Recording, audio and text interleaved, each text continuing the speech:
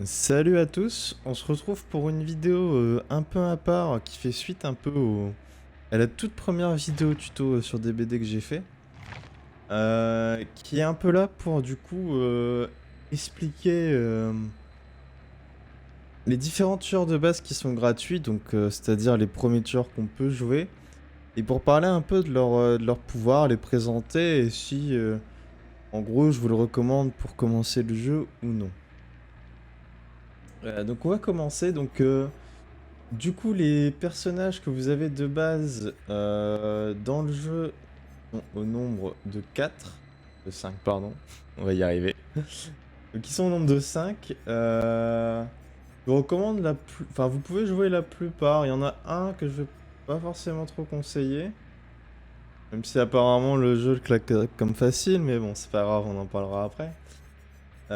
Les autres, du coup, vous les débloquerez plus tard avec... Alors, vous pouvez techniquement en avoir dès le début avec de la monnaie payante. On va partir du principe que on va pas mettre des vrais sous-sous tout de suite. Hein. Je vais pas vous dire, bon, bah, achetez ce perso et c'est bon, c'est gagné, bien évidemment. De toute manière, c'est pas spécialement nécessaire. Vous pouvez sortir très bien de... Surtout au début avec les persos de base, c'est si vous voulez certains perks plus tard. Mais franchement, vous embêtez pas à acheter dès le début un tueur juste pour avoir tel ou tel perk. Je vous conseille d'abord de faire des games avec des tueurs qui sont susceptibles de vous plaire. Au moins dans les 5 premiers. Et si vous avez vraiment pas envie de mettre d'argent après, donc on a ce qu'on appelle les éclairisés qui sont assez longs à monter. Mais quand vous en aurez assez, vous pourrez acheter certains personnages, pas tous, mais certains tueurs, comme par exemple, je sais pas, je vais dire les jumeaux par exemple, voilà. Donc c'est 9000 à chaque fois pour chaque tueur qui peut être achetable avec cette monnaie-là. Et vous avez plein de tueurs comme ça qui sont achetables grâce à ça. Et donc là, vous pourrez débloquer d'autres tueurs sans mettre d'argent réel. C'est très long, mais voilà.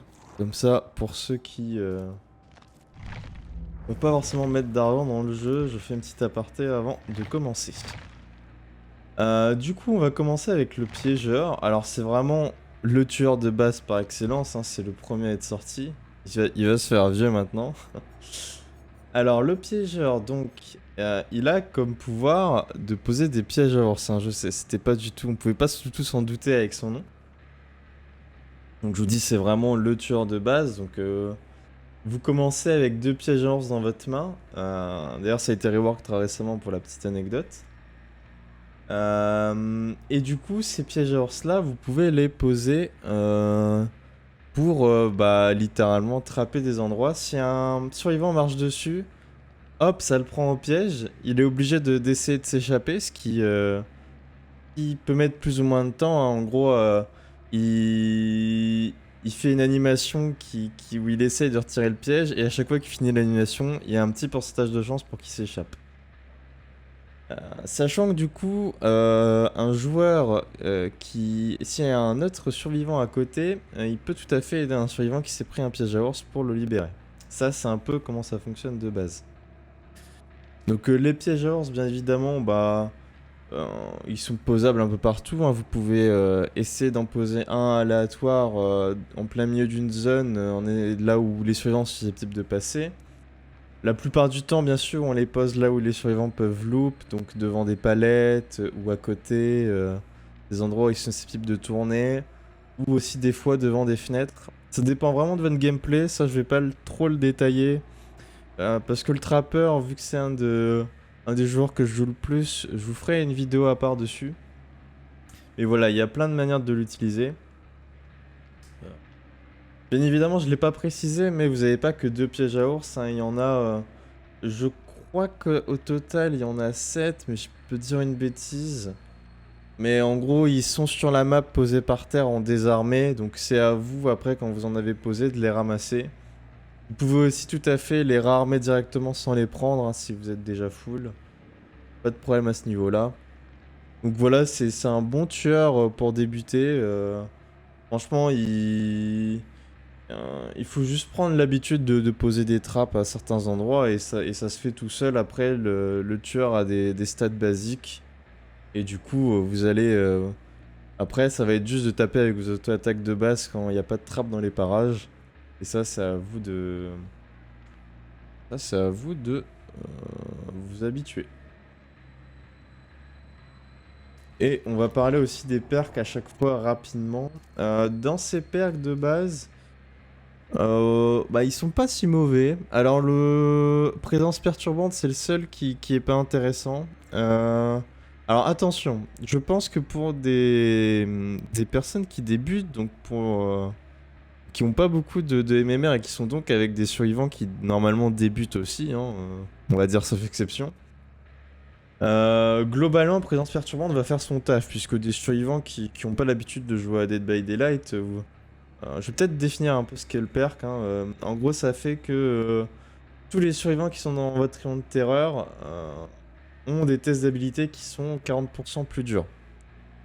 Donc, pour des survivants qui n'ont pas l'habitude de faire des tests d'habilité, les avoir avec 40% de range en moins, je peux vous dire que ça va faire du taf.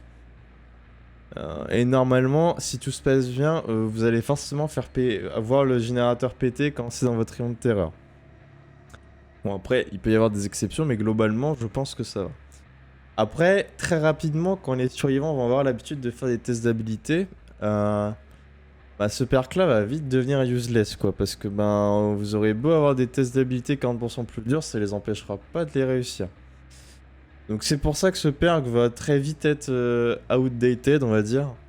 Mais malgré tout, pour le tout début, pour vos premières games, après ça sera à vous d'en juger bien sûr, je pense qu'il peut quand même faire son petit effet et aider un petit peu, quoi.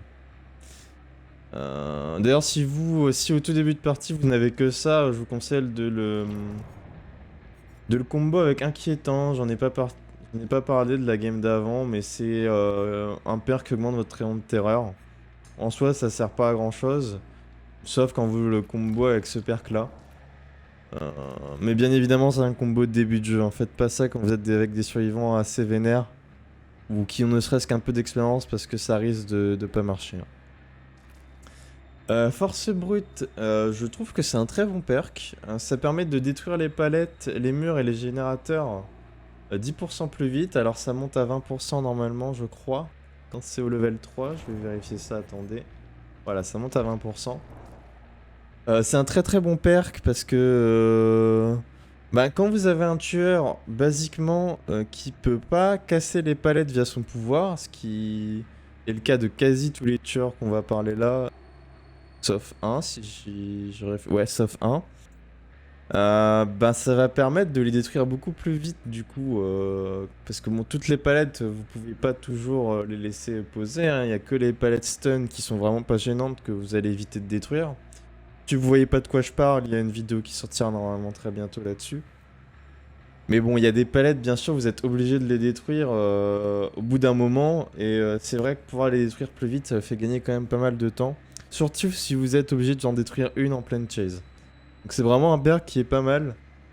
Et pour le coup, ouais, il est bien sympa. Ça peut être sympa de le débloquer aussi dans la toile des autres tueurs. Pour ça, c'est pas mal. Agitation pour finir, pareil, c'est un très bon perk. En gros, ça fait que vous allez plus vite quand vous transportez un corps.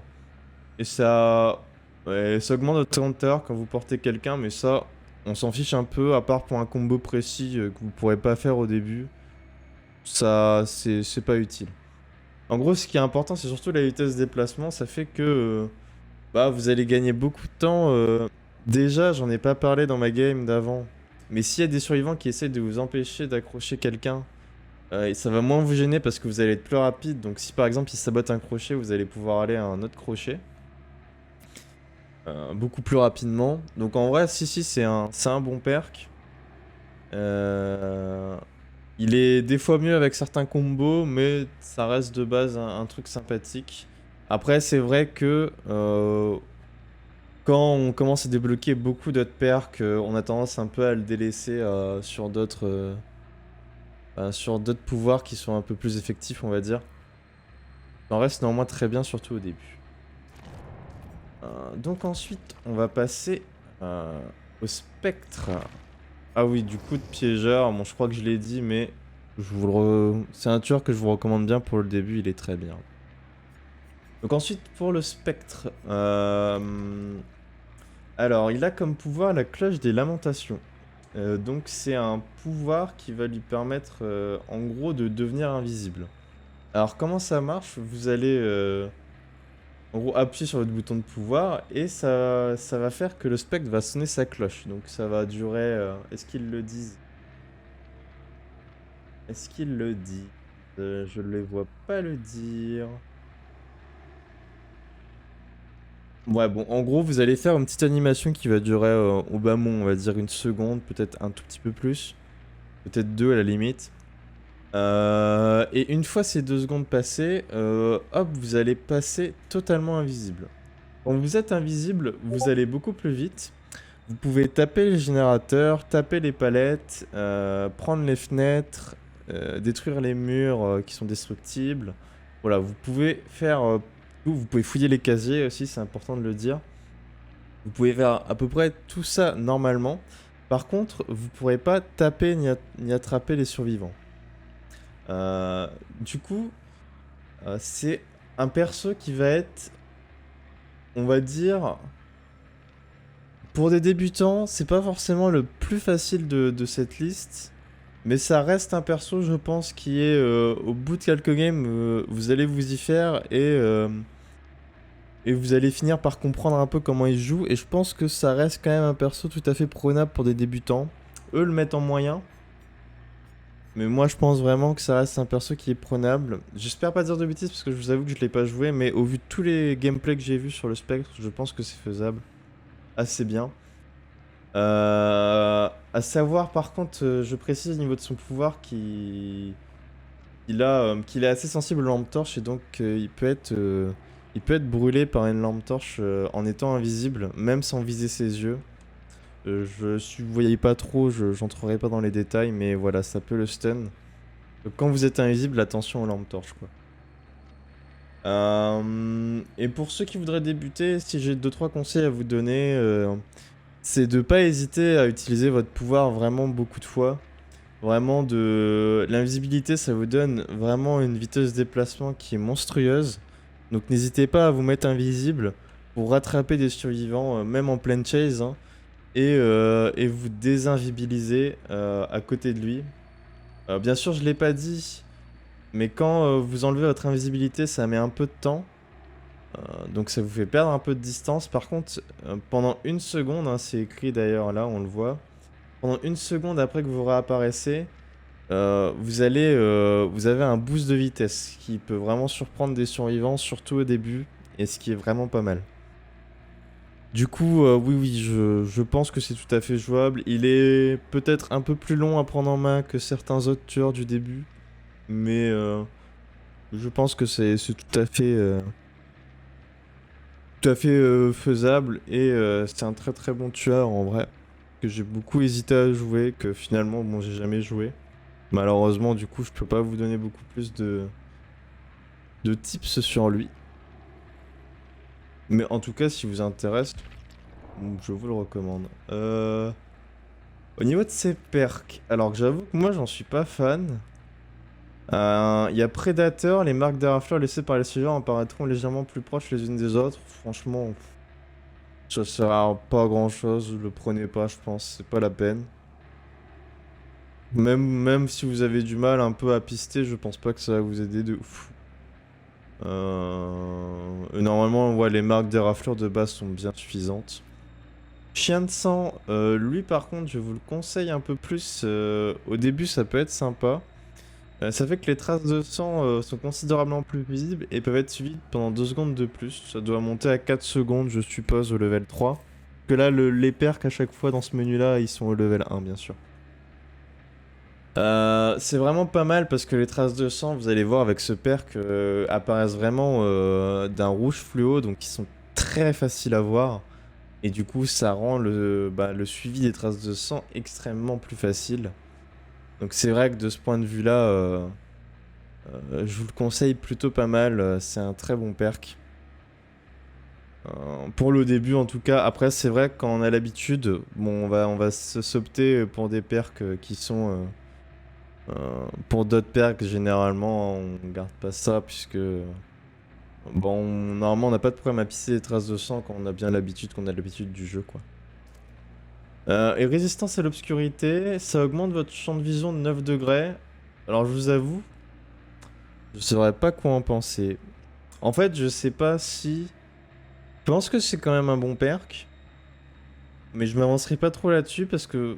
En fait, les perks qui augmentent votre champ de vision, j'arrive pas à me savoir si ça vaut vraiment le coup. Si vraiment la vision est élargie comme ça permet de spot des survivants beaucoup plus souvent. Si vraiment ça aide beaucoup ou si au final ça fait pas de réelle différence sur on va dire 90% des games. Donc je vous avoue que c'est compliqué pour moi. Franchement, je pense faites-vous un avis. Si jamais vous avez que ça à mettre, équipez-le. Et vous voyez par vous-même si ça semble valoir le coup ou pas vraiment. Mais en tout cas, c'est clair que pareil, hein, avec le temps, on s'en passe aussi de ce perk-là. C'est pas un must-have. Mais donc le spectre, oui, pourquoi pas le jouer. En vrai, je peux vous le conseiller tout à fait. Et il a peut-être une moins bonne prise en main que certains tueurs dont on va parler là, mais si c'est vraiment un tueur que vous voulez jouer, allez-y, hein, vous aurez normalement vous allez vous en sortir. Juste comme j'ai dit, utilisez bien votre pouvoir, hein, ne faites pas comme certains spectres qui l'utilisent enfin allez, on va dire 3-4 fois dans la game. Non, n'hésitez pas à le spammer. Au pire, vaut mieux que vous l'utilisiez trop souvent et que vous vous dites merde, là je l'ai utilisé et j'aurais pas dû. Que vous l'utilisiez jamais et que vous comprenez pas pourquoi vous winnez pas, vous voyez. C'est vraiment important. Alors le montagnard, je pense que c'est un des tueurs que je vais vraiment pas recommander au début de jeu. On va déjà expliquer son pouvoir. En gros, le montagnard a une tronçonneuse qui, quand vous restez appuyé, en gros, vous la chargez pendant un certain temps. Et quand elle est chargée, vous allez faire une attaque ruée. Donc, je vais relire pour être sûr de rien oublier. Voilà.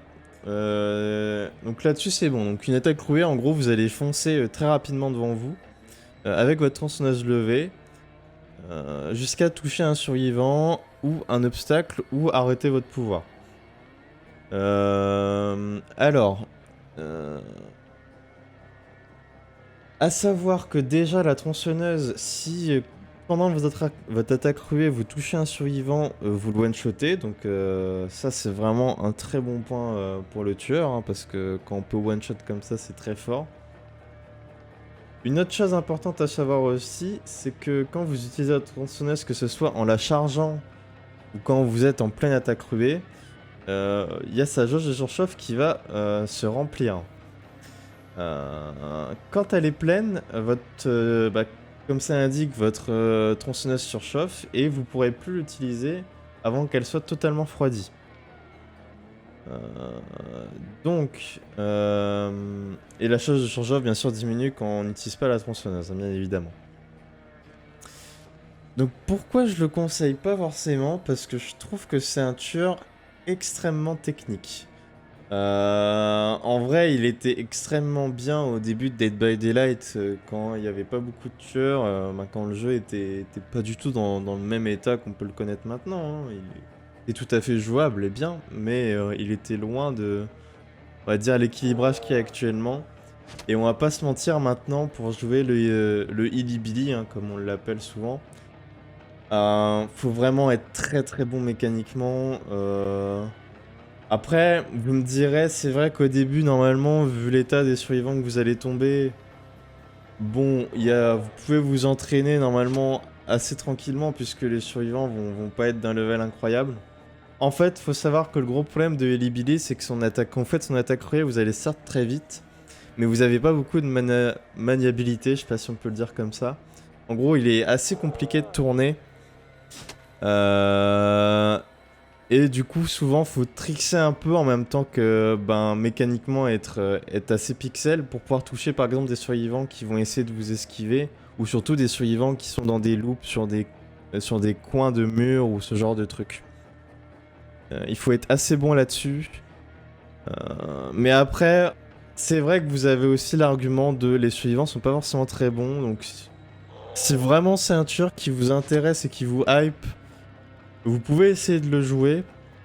Rien ne vous en empêche, hein, de toute façon, au pire des cas, ça va vous faire lose des games, mais en vrai, c'est pas très grave, quoi. Je veux dire, faut bien que vous testiez si ça vous intéresse. Mais c'est pour ça que je le recommande pas trop. C'est vrai qu'il est assez technique. Mais après, à voir, hein, si vous êtes avec des survivants bas niveau, peut-être que ça peut aller pour le début. Par contre, je vous préviens, plus vous allez du coup avancer dans le jeu, plus du coup il va... Si vous voulez vraiment gérer avec ce personnage, il va falloir être bon sur certains points de vue. Je vais pas vous détailler, déjà parce que je le joue pas moi-même, et surtout parce que bah ce serait un peu long, et ça je vous laisserai découvrir via vous-même, ou vous pouvez tout à fait regarder d'autres youtubeurs ou d'autres streamers qui le jouent. Ils font des très très bonnes démos, je pense, là-dessus. Au niveau de ses perks, du coup, il a 3 perks qui sont plutôt pas mal. Alors, il y en a... Bon, on va en parler directement. Tenace, qui réduit la durée des étourdissements des palettes de 40%. Ça peut être pas mal déjà au début de base si vous avez du mal à esquiver des palettes, ça peut être vraiment pas mal de l'avoir. Comme ça fait que vous set stun moins longtemps, donc ça se prend. Après, bien évidemment, c'est un perk qui seul est pas très intéressant, et surtout, normalement en tant que tueur, plus vous allez bien jouer, plus les palettes, vous allez globalement les éviter, hein. Ça arrivera tout le temps que vous en prenez une dans certaines games, mais normalement, si vous jouez bien, vous allez pas enchaîner 10 palettes stun dans une game, quoi. Vous allez éviter absolument les stuns pour pas perdre un temps qui est précieux. Résistance à la lumière, c'est un bon perk de débutant.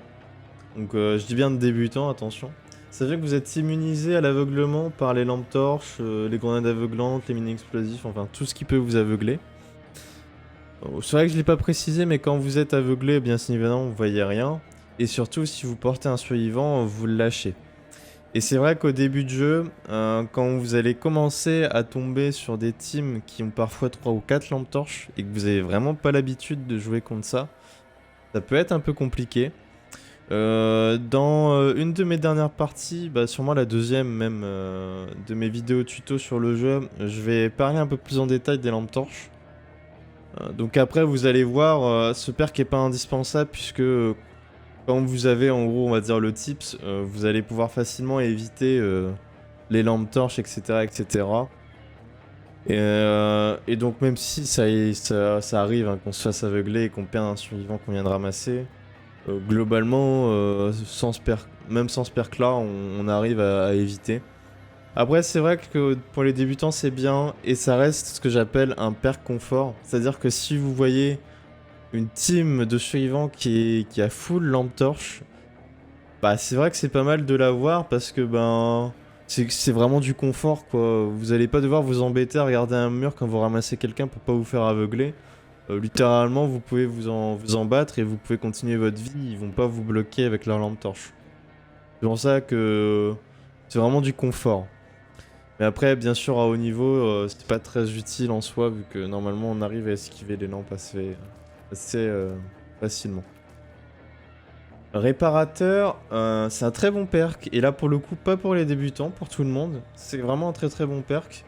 Lorsqu'un générateur est réparé à 70%, il y a un fort avertissement sonore qui est entendu que par vous, hein, je précise, les survivants sont pas au courant.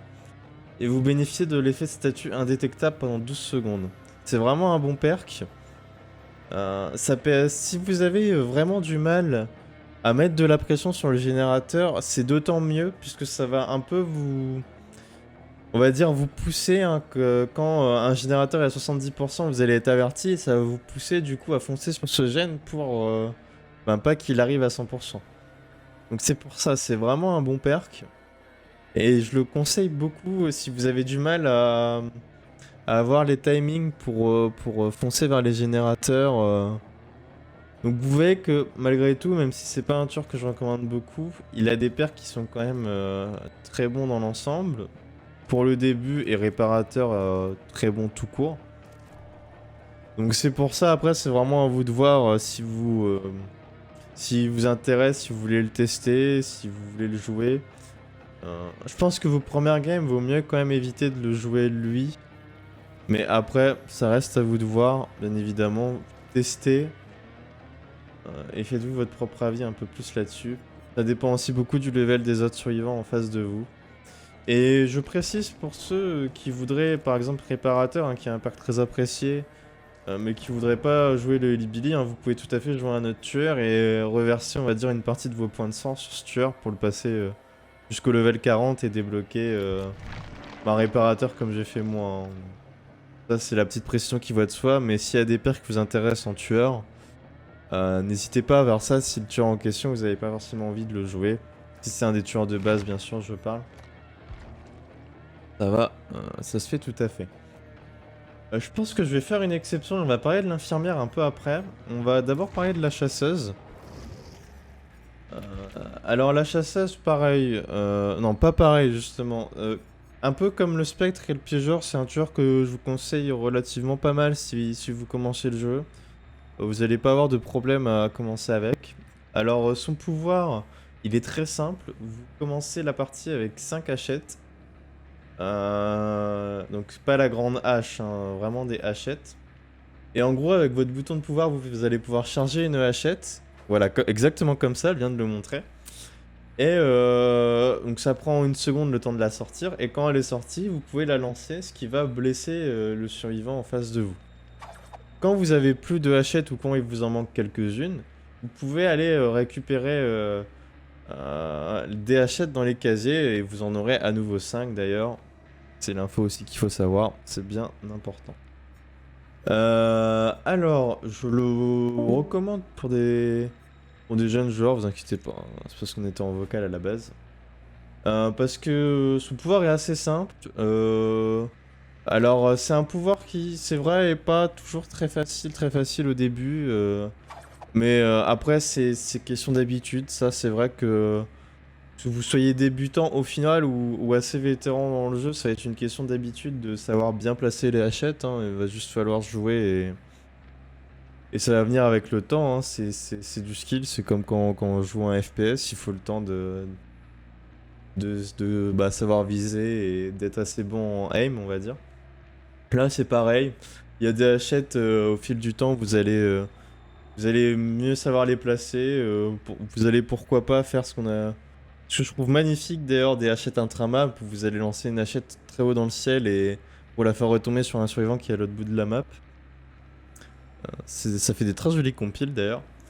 Mais voilà, en gros, basiquement, tout ça, ça va venir avec le temps. C'est un pouvoir qui est quand même très fort puisque si vous évitez le stun des palettes et que vous gérez bien, vous pouvez tout à fait lancer des hachettes sur des survivants qui down des palettes un peu trop vite.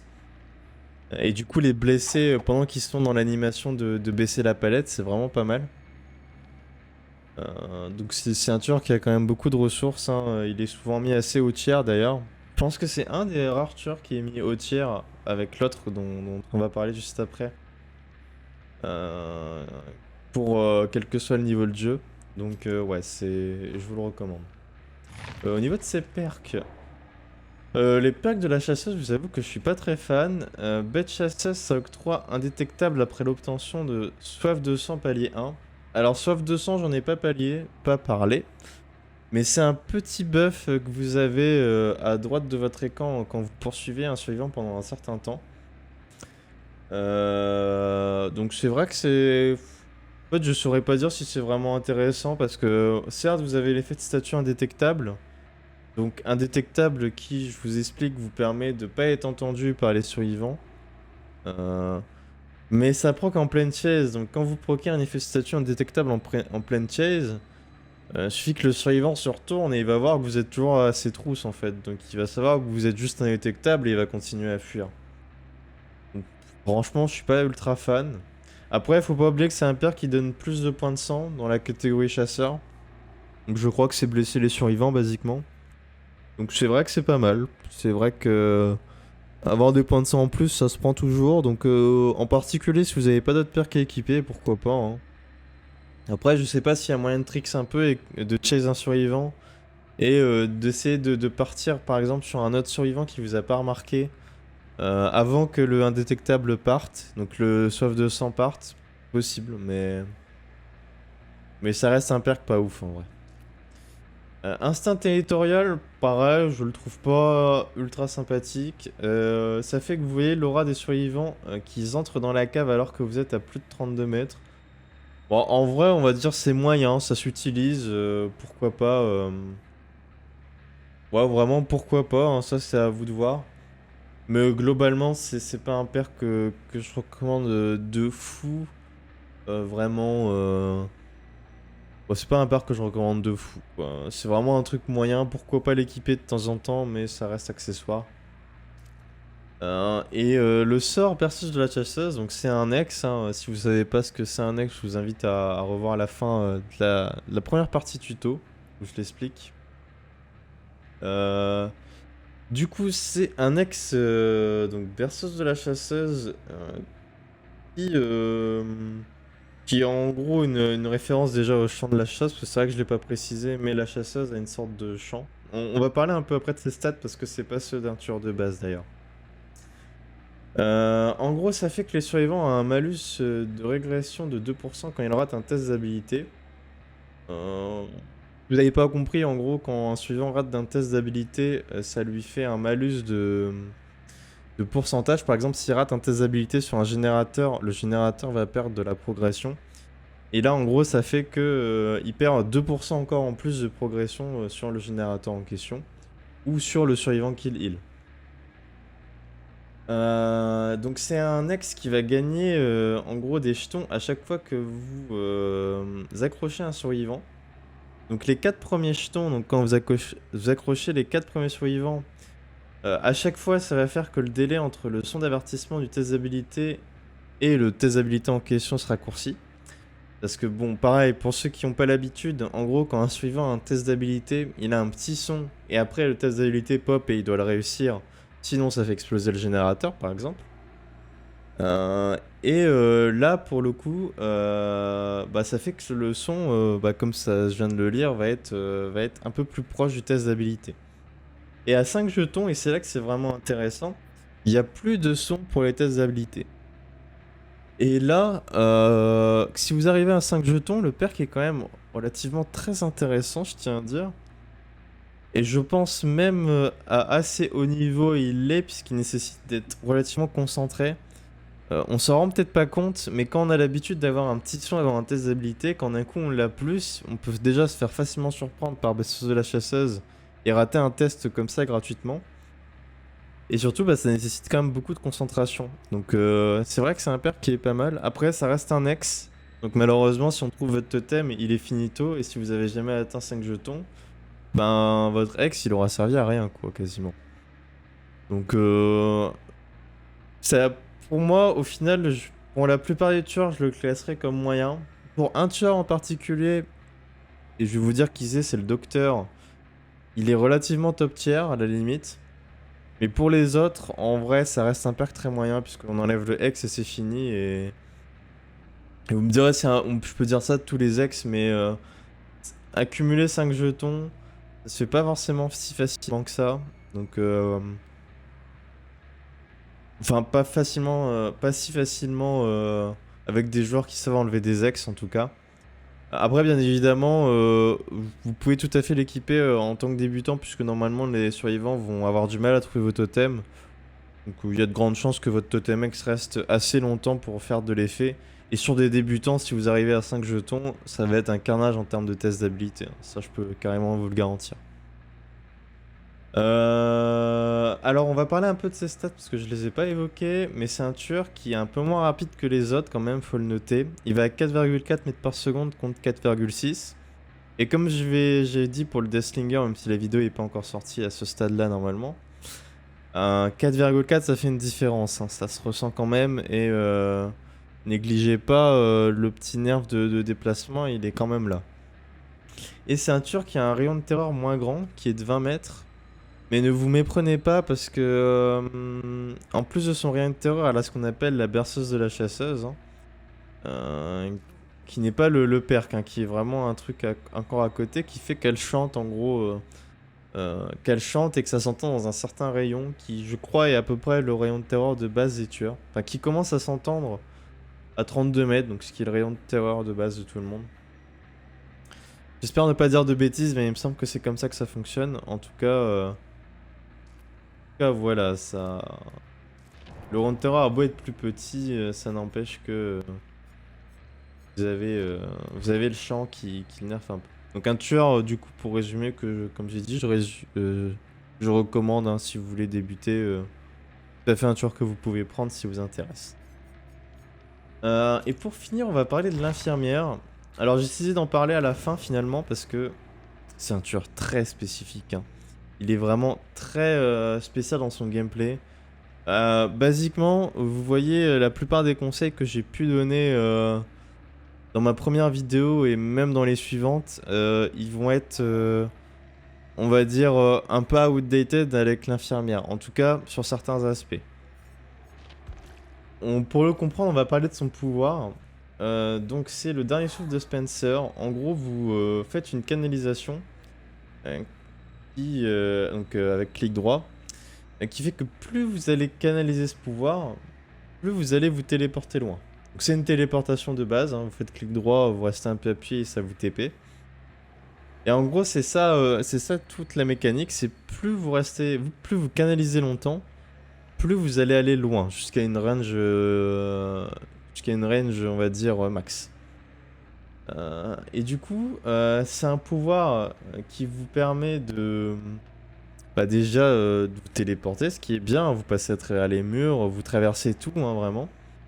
Vous pouvez aller en hauteur aussi, sur les maps qui ont des hauteurs, vous pouvez redescendre en bas. Vraiment, vous êtes absolument pas limité, hein, vous pouvez vous téléporter, c'est juste... Alors, dernier souffle de Spencer. Du coup, j'ai été un peu coupé. Donc, j'en étais où? J'avais parlé de la téléportation, voilà, vous n'êtes pas limité dans vos déplacements. On va directement parler de ça aussi. Donc, quand vous faites une téléportation, à la fin de votre téléportation, déjà, vous pouvez taper si un survivant à côté de vous, qui est optimal, hein, vous lui donnez un coup, hop, ça le blesse. Mais vous pouvez aussi vous retéléporter, ce qu'on appelle une chain blink. Donc ça, c'est la même. Plus vous canalisez, plus vous allez pouvoir aller loin. Je crois qu'elle a un tout petit peu moins de portée, je suis pas sûr. Je vous avoue que là j'ai un gros doute. Non, je crois qu'en fait c'est la même portée, hein. C'est juste par rapport au temps de canalisation aussi. Et en gros, pendant cette chain blink, souvent, si vous êtes en chase, le but ça va être que... soit via la première, soit via la deuxième téléportation, vous puissiez blesser un survivant avec votre attaque. Sachant qu'il y a une subtilité, bien évidemment, déjà, après vous avoir téléporté, si vous ratez une attaque, après par exemple avoir été téléporté et avoir attaqué, ou basiquement si vous avez fini votre téléportation, que ce soit la première ou la deuxième, vous allez être stun. Alors bien sûr, je précise, vous allez être stun pendant 2 secondes, mais si vous vous téléportez une première fois et que vous recanalisez votre pouvoir et que vous vous téléportez une deuxième fois, vous allez pas être stun entre les 2 TP, hein. Vous allez être stun qu'à la fin de la deuxième si dans tous les cas, vous allez être stun à la fin de la deuxième en vrai. Si jamais il y a un survivant et que vous le tapez avec votre téléportation, donc vous allez vous téléporter, fin de l'animation de téléportation, vous allez pouvoir, pendant une petite marge, donner une attaque de base en launch comme tous les tueurs. Et que vous la touchiez ou non, après avoir mis cette attaque, vous allez être stun par l'effet de votre TP. C'est comme ça que le tueur fonctionne, vraiment. C'est comme ça. Ensuite, là vous avez plus ou moins les bases de comment il s'utilise. Alors après, c'est un tueur que j'ai pas à vous le recommander ou non pour le début. En fait, on en a vraiment rien à faire. Vous allez vous dire c'est bizarre ce que je dis. Mais c'est un tueur qui a un gameplay tellement spécial que au final, que vous commenciez avec, que vous jouiez après 400 heures de jeu, bah globalement ça va rien changer en fait. Vous allez être un AV au début et vous allez galérer. Pourquoi je dis ça? Parce que le problème de ce tueur, c'est que même s'il a un des pouvoirs des plus forts du jeu, hein, ce tueur est considéré par quasiment tout le monde comme un tueur S-tier, hein, c'est vraiment... il a un très très bon pouvoir. Un pouvoir qui permet de mettre de la pression sur le générateur, d'être très bon en chase, d'éviter les palettes, enfin il a vraiment tout ce qu'il faut. Le problème de ce tueur, c'est qu'il demande une certaine maîtrise parce que la téléportation, c'est une canalisation et comme je vous ai dit, plus vous canalisez longtemps, plus vous allez loin. Et ce qui va être question de faire, c'est de savoir doser à quelle distance vous voulez aller avec votre tueur. Si vous canalisez trop longtemps, vous allez vous retrouver trop loin et ça va vous embêter. Pareil, si vous canalisez pas assez longtemps, bah ça va vous embêter aussi, quoi, pour des raisons logiques que je viens d'évoquer. Du coup, c'est vraiment un tueur qui demande beaucoup de maîtrise. Donc que vous soyez, que vous commencez le jeu avec ou que vous ayez 400 heures de jeu, comme je vous ai dit, ça va rien changer, va vraiment falloir apprendre à maîtriser ce pouvoir. D'ailleurs, un petit tips que j'ai pour ceux qui voudraient commencer, hein, parce que vous pouvez tout à fait, hein, comme je vous ai dit, rien ne dérange si vous voulez commencer par ce tueur, allez-y, hein, justement. Alors, j'aimerais bien retrouver lequel c'est. Alors, laissez-moi le retrouver, comme ça.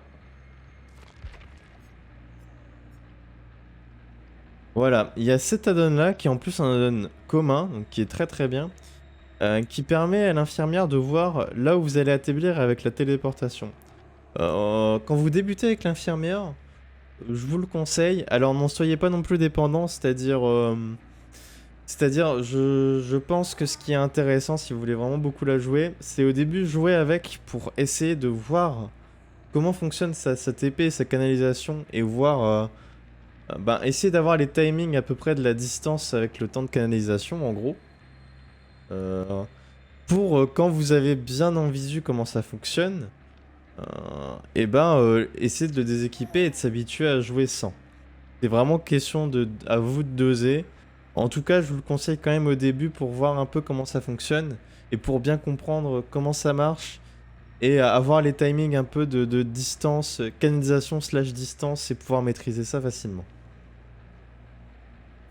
Du coup, je dis beaucoup de trucs sur l'infirmière. Il me reste encore un truc à dire qui est assez important. Déjà, c'est un tueur qui va à 3,8 mètres par seconde, ce qui est ridicule, hein. Je crois que le tueur arrive à peine à rattraper un survivant en le coursant normalement, hein. Il a un rayon de terreur normal après, hein, ça je fais pas le détail. Mais là, pour dire que son pouvoir est super fort, hein, littéralement, vous TP, si vous voulez, vous refaites une deuxième TP, ça vous stun 2 secondes, et hop, vous pouvez à nouveau TP instantanément. Et du coup, le but, ça va vraiment être de TP comme ça un maximum, hein, de compter pas trop rattraper un survivant à pied. Vraiment, le but, c'est de se TP et de pouvoir donner un coup sur un survivant au bout d'un certain nombre de TP, quoi. C'est vraiment comme ça que le tueur fonctionne. En gros, basiquement, vous faites perpétuellement des TP, hein. Il n'y a pas d'autre mot.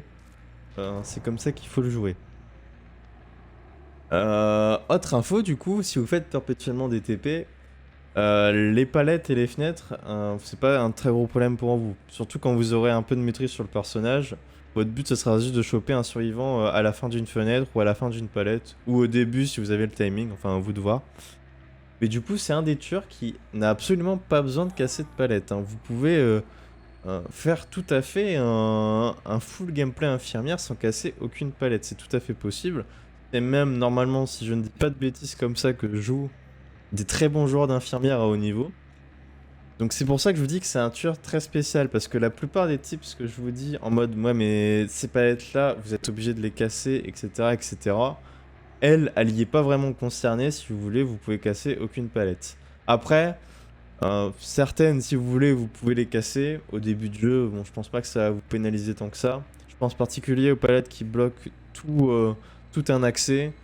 Bon, vous pouvez les casser, mais là vous faites comme vous voulez. En vrai, je vous recommande pas trop de les casser non plus parce que, comme je dis, ça sert à rien, hein. Si vous voulez passer de l'autre côté, bah, vous faites une TP.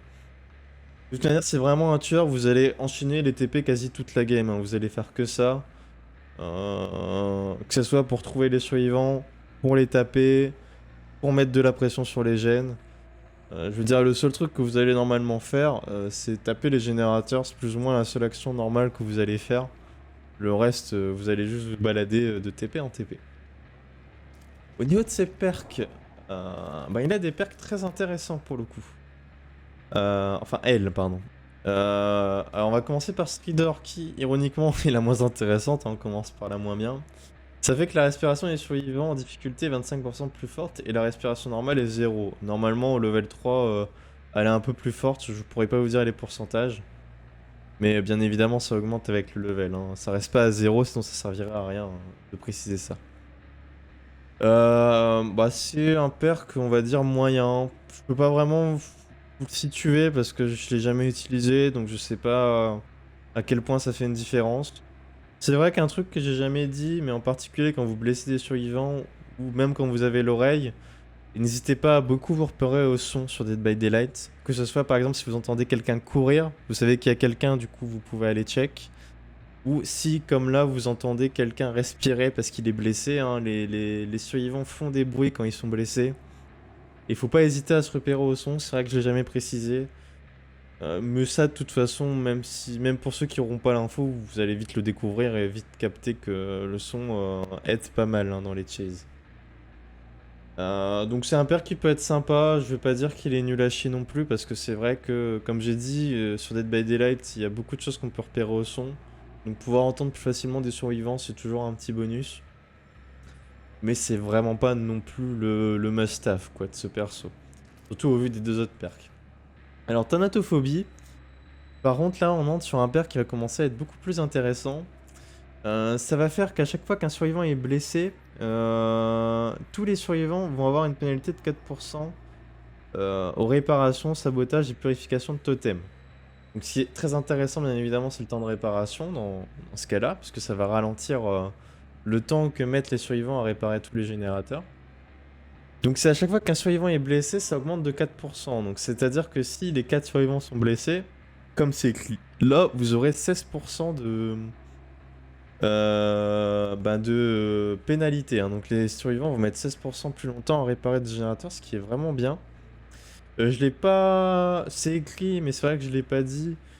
Ça proc quand un survivant est blessé, mais ça proc aussi quand il est en état critique, donc au sol, et quand il est suspendu à un crochet. Donc basiquement, tant que vous avez quelqu'un qui est hook, vous avez déjà 4% sur tous les autres survivants qui réparent, ce qui est vraiment pas mal.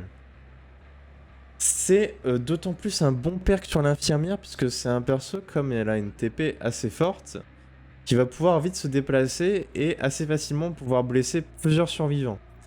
Donc si vous êtes dans une partie où en plus les survivants n'ont pas masse de trousses de soins, ils peuvent pas se heal très rapidement, ça va être vraiment pas mal puisque vous allez pouvoir des fois sur des timings blesser plusieurs survivants avant d'en mettre un à terre, enfin de faire votre vie. Et quand vous allez blesser comme ça plusieurs survivants, bah, ça va augmenter le malus de réparation et ça va leur faire perdre beaucoup de temps. Du coup c'est quand même un bon perk, il est particulièrement bon je trouve sur elle. Et sur certains tueurs, après sur la plupart du tueur, il est sympa, il reste bien, mais ça nécessite quand même de blesser beaucoup de survivants pour qu'il soit très efficace. Donc c'est vrai que c'est pas toujours évident sur des tueurs par exemple comme le piégeur de blesser tout le monde, vu qu'il a que ses autos de base, hein, bien évidemment, s'il ne trappe pas, s'il trappe pas bien sûr plusieurs survivants d'un coup quoi. Et on va finir avec Vocation de l'infirmière. Alors pareil, un perk... Alors lui par contre c'est vraiment un perk on va pas dire must-have, parce que j'aime pas dire must-have, vous êtes pas obligé de jouer avec, et tout le monde ne joue pas avec, heureusement, hein, c'est pas un perk obligatoire. Mais c'est un perk qui est en tout cas très très très apprécié, et que vous allez retrouver beaucoup de fois si vous jouez survivant, hein, beaucoup de tueurs le jouent. Ça fait que les survivants qui donnent des soins ou qui en reçoivent vous sont révélés dans un rayon de 20 mètres. Ça augmente d'ailleurs je crois à une trentaine de mètres au level 3, je sais plus exactement, mais bref vous lirez si vous l'avez débloqué. C'est un très bon perk. Alors le rayon est vraiment pas mal hein, de souvenir, le rayon level 3 c'est quand même une très bonne distance. Je sais pas si je pourrais vous l'illustrer, si je peux je vous l'illustrerai. Mais oui, c'est un très bon perk à ce niveau-là. C'est pour ça qu'il est bien apprécié. Donc comme c'est bien dit, hein, vous voyez l'aura de celui qui donne les soins et de celui qui en reçoit. Donc si c'est le cas typique d'un survivant qui en heal un autre, Vous allez voir les deux, hein, littéralement. Vous voyez aussi du coup les auto-heals, donc un survivant qui se soigne tout seul via une trousse de sang, vous allez le voir. Vous en doutez, c'est pareil, particulièrement fort sur l'infirmière, puisque si jamais elle voit l'aura de survivant qui se soigne, ben, avec sa blink, du coup, hop, elle TP et elle peut directement taper. Hein. C'est un pair qui, pour le coup, Thanatophobie, Évocation de l'infirmière, c'est vrai que c'est des pairs qui combos bien avec le tueur. On le ressent bien pour le coup. Donc à ce niveau-là, c'est très très bon. Donc au vu de ces pairs, que c'est un tueur qui est tout à fait envisageable d'être joué et monté, hein, ces pairs qui sont intéressants. Et sa mécanique plaît à beaucoup de joueurs. Après, tout dépend de vous. Hein, y a des gens qui, comme je viens de dire, qui vont adorer la jouer. Il y en a d'autres qui vont pas du tout aimer son gameplay et que ça va pas les intéresser. Néanmoins, sachez que c'est un tueur qui est très fort. Et si vous intéresse, en vrai, vous pouvez vous lancer avec elle dès le début du jeu. De toute façon, vous aurez sûrement beaucoup de mal et vous serez sûrement un AV sur le perso au début, hein, on va pas se mentir. Mais ça changera pas, hein, même si vous avez l'habitude de jouer tueur, ce perso a tellement un gameplay différent, ça sera le cas même si vous avez l'habitude en tueur. Sur ce, moi, je vais conclure pour ce qui est de la présentation des tueurs de base. Donc j'espère que ça vous fera un avant-goût un peu de ce que vous pouvez jouer au début vous voyez à peu près qu'est-ce qui est susceptible de vous intéresser si bien sûr vous voulez jouer tueur, hein, forcément. Ces vidéos s'adressent à... Si vous êtes intéressé par le gameplay de tueur, ça va de soi. Moi de mon côté, je vais vous préparer une vidéo sur le trapper. Je sais pas quand elle va sortir, mais je vais essayer de vous préparer ça pour ceux qui voudraient débuter avec le trapper, ça pourrait être sympa. Je vais pas parler que des tips de base, hein. Ça va être une vidéo tueur, donc je vais vraiment détailler tout ce qu'il faut savoir sur son pouvoir. Pour les autres tueurs, malheureusement, je les joue pas. Spectre, montagnard, infirmière et chasseuse, je les ai jamais joués. Montagnard et infirmière, pour l'anecdote, je les ai juste montés pour leur perk, mais je les ai montés en mettant des points qui venaient d'autres tueurs. Donc c'est vraiment des persos que je pourrais pas vous faire de tuto dessus. Malgré tout, si c'est des persos qui vous intéressent, vous pouvez tout à fait retrouver des tutos, que ce soit en anglais.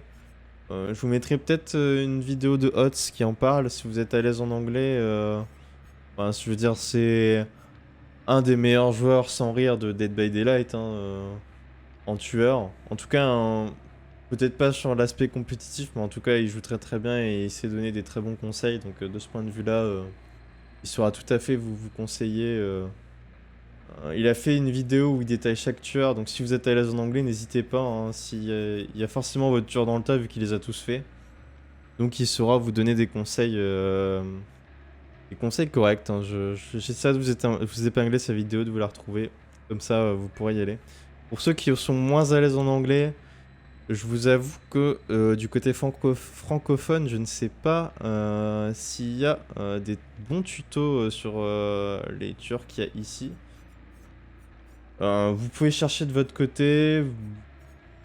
Et puis de toute façon, après, faut pas vous inquiéter en soi. Ça va venir. Après, si vous avez du mal au début, je pense que ça va être aussi question d'entraînement. Vous allez vous-même trouver des tips. Je sais que du côté du Illy j'ai vu des gens côté francophone y jouer. Donc il y a forcément des gens qui sauront vous conseiller si vous leur demandez, par exemple en stream, si vous suivez un peu Twitch.